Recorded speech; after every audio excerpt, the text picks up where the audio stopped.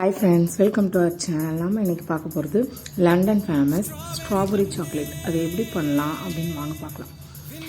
அதுக்கு நான் என்ன பண்ணியிருக்கேன்னா, சாக்லேட் கொஞ்சம் ஒரு 1/4 கப் அளவுக்கு எடுத்திருக்கேன். அந்த சாக்லேட்டில் ஒரு 2 டேபிள் ஸ்பூன் அளவு பட்டர் மெல்ட் பண்ணி எடுக்கணும். ரெண்டையும் டபுள் பாயிலிங் மெத்தடில் அடியில் தண்ணியை கொதிக்க விட்டு அதுக்கு மேலே இந்த பவுலை வச்சிங்கன்னா அது மெல்ட் ஆயிரும்.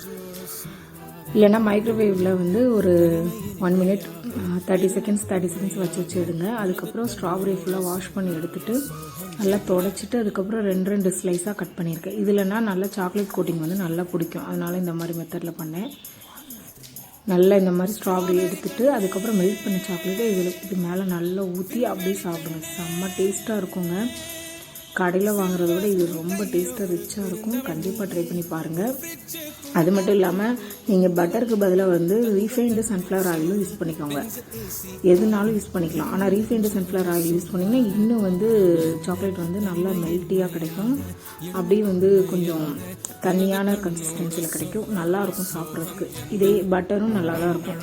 எது வேணாலும் ட்ரை பண்ணி பாருங்கள். அல்டிமேட்டாக இருக்கும். தேங்க்யூ.